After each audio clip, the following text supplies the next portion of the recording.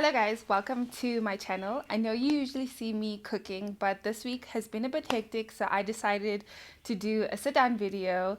I don't know if I'm going to do this often, but I thought why not try it, because this year I decided I'm going to do the things that I said I'm going to do, but it's even if I feel a little embarrassed or a bit cringe, so I don't. Anyway, as you see from the title, I am going to do things that I was fearful of when I decided to be a stay-at-home mom, or getting into the transition of becoming a stay-at-home mom from, leaving work, and then what I did to sort of help me. So just a little backstory. I always wanted to be a stay-at-home wife, but at the same time I did juggle with the idea of going to study further, studying a different career, and also basically if I should work or not. It's something that has been sort of a struggle in between here and there, but I did know eventually when I did have children I would want to settle down and have my kids. So when my husband and I got married, we did talk about it. I did tell him that I wanted to be a homemaker, and part of me wanting to be a homemaker is also because I wanted to homeschool. Now, this started when I was homeschooling a little boy. His name is Elijah, and he inspired me to actually study and become a teacher. Where the reason why I love homeschooling is because I love the fact that when I was doing it with him, I could slow down. If we're struggling with something, I could really focus on something, and we could work on his character or something that he was struggling with. But at the same time, I like the idea of, if the child is further ahead, you can dive deeper into topics. You can go more ahead with the certain curriculum, and they can basically do the work at their own pace. Now, I worked as a private homeschool tutor, and I worked as a teacher since 2015, and I just prefer homeschooling, so I hope that it turns out well. I'm just looking down because I have notes, the typical YouTube thing. Anyway, so I loved homeschooling, and then obviously before we got married, the plan was that I would be starting my, as soon as we have kids, that I'll be at home. Now, when we got married in 2018, since I was going to be at home, we decided that I should stay at home. But I really struggled with it. I used to stay in Pretoria, and then I moved to a small town in Secunda. And I thought, sorry if I'm looking in the wrong place, I'm still figuring this thing out. But we're doing things that are, anyway.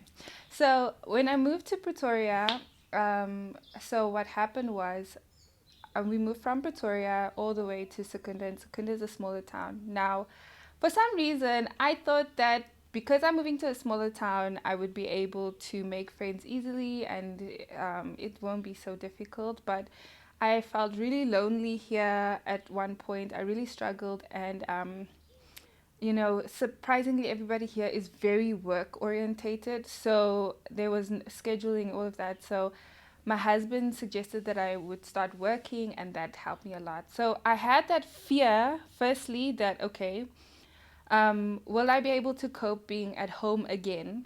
Will I, obviously, the fear of now being fully dependent on my husband. I know that there's no issue with him, but there's, just that, like, oh my goodness, it's really there. And, the world keeps talking about, if you're a woman, you're putting yourself in a vulnerable position, you should, have a little side thing happening, blah, blah, blah, which I think there is wisdom in having a degree and studying, so that if anything happens, not to say you guys splitting up, but if something happens where you have to work, at least you have something to fall back on. And then my time at home, I was scared that I was going to let myself go and just like fall into the space of depression. And then I was like, okay, during this transition, I thought to myself, okay, I had all these fears. I shared it with a few sisters that I knew. And the other thing that I did was I shared it with my husband, of course, and I prayed through it. And the first thing that helped me was like, okay, I need to trust God with it. Oh, another thing is I wasn't sure if I was going to be stimulated, right? I love I'm an extrovert. I love people, but I also like to be stimulated physically, mentally, um, spiritually. So the first thing I did was I had to. My husband says this to me, and sometimes I'm like, this is such a cliche, but there's so much wisdom in this cliche term. And it's so funny. I said it to a lady today in Bible study, just a reminder to trust God. This is something that God has laid on my heart to want to homeschool my kids, be at home, be a homemaker in this type of way. I know that women work and they can still be a homemaker. But this is how I wanted to. This was my desire. This was our desire for our family. And so this is how we were going to do it, to trust God in my marriage and the building of it during this time. And also that everything that I wanted to do to help me cope with all these fears or to put things down was that everything needs to revolve around my family and not my family revolve around it. Yeah, my son is sitting right here. so, so that was important for me. So the first thing I did was I started to become purposeful and I remembered my aim. Now, my purpose is I am a homemaker, right? I want to make sure that I'm checking on my son's development and his plan. I'm just changing my page. So I just wanted to make sure that he was okay in terms of like, okay, what is my purpose with him? We're going to homeschool. I would love many, many more children. So please pray for me. Pray for my family. I would love many more children. So I want to homeschool. So I started making like a development plan for my son. And that has helped me also to just make sure he reaches certain milestones and to be patient if he doesn't, because I know every baby is different. And then the other thing I did was like, okay, I started planning my days and my weeks. I know I have very ordinary, mundane life. So it's not like there's um, like major things to plan, but just the fact that I knew sort of what I was going to do the next day helped me not to just laze around and be in bed until what hour. The other thing is I made sure to do things that would make me feel like around the house that I'm making it feel more like a home. Things for myself that made me feel like, okay, I'm not just a mom that's at home and doing these things and I'm struggling or whatever. Um, I decided firstly to get dressed every day, to work out, whether it's take a walk. My baby and my dog love walks. So whether it's to take a walk and then get dressed so that I don't feel like I'm, that feeling.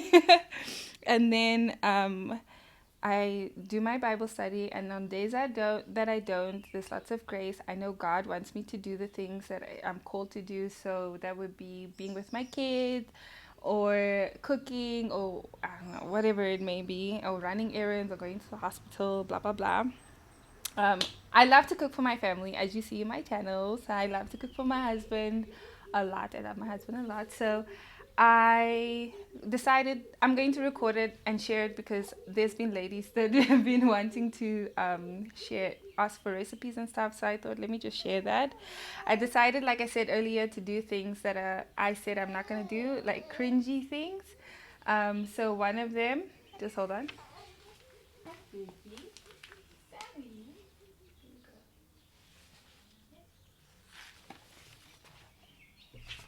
Okay. So one of them was since like 2015 this 2015 was like my time where I had all these ideas and I didn't do anything about them.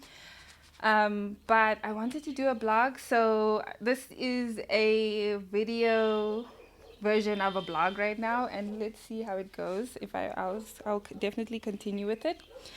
And then I work out. During my pregnancy, I gained so much weight and I enjoyed every bite of every meal that I had. So I decided that I didn't care about my pregnancy. I was like, I'll get fat. I don't care. This is the first time I'm going to enjoy myself and nobody's going to stop me. So I picked up so much weight. So obviously now I'm exercising and I'm losing my weight. And then I'm going to continue projects that I didn't start. So that's some things that were helpful.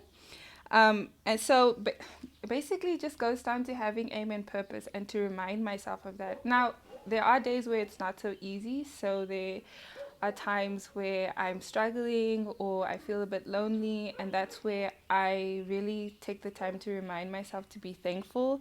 To look at my friend Chifiwa actually told me this. She was like, whenever you're struggling, just look at their hand and look at their feet, and that would help. So I would look at his little hand and I would look at his feet, and I'm like, oh my goodness, I love you.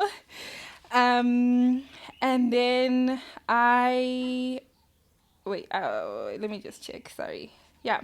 And obviously, like I said late earlier on, I am an extrovert. I love hanging out with people, even though I love my time. But I know what type of homemaker I am. I like being at home in terms of having my house organized, having a schedule for my son, like doing my little shopping and my cooking. So I'm gonna do those things. And yeah, that's basically what I've been doing. The main thing, like I've mentioned before, I probably mentioned this a few times earlier on, was that I made sure that I reminded myself of my aim and my purpose. And oh, another thing I did was I started playing piano at 22. I taught myself, and I always said that I wanted to do my exams so that I could teach my kids. Now, I don't know if I'll do it, but I did start with the process of I'll be doing my first exams this year, and I'm really excited about it. And so I scheduled it. Now, oh, I need to mention this. Reality check. I know that I might not be able to do all these things in terms of if we have more kids, my schedule would change, my focus as my son is getting a bit older. I notice he's a lot more awake during the day, so things might need to shift.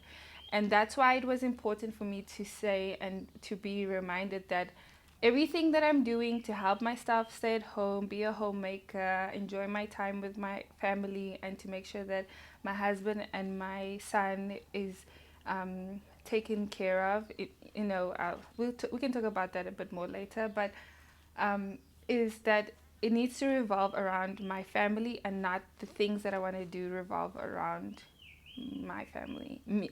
Yeah. So make sure that it doesn't make my family doesn't revolve around it.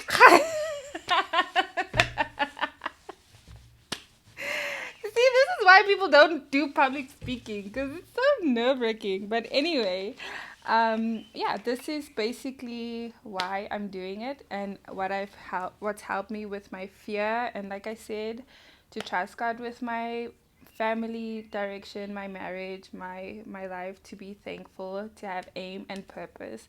Um, I know somebody is probably going to be like, the real answer is like 12 minutes and 40 something seconds later because she's just been babbling. But I decided, like I said, I'm doing these things. So I hope that you enjoy, and let me know if you want me to do more of these type of videos. I hope it's helpful. If it's not, thank you for listening. Like, comment, subscribe, do the right thing. Do the right thing. Okay, guys. Bye.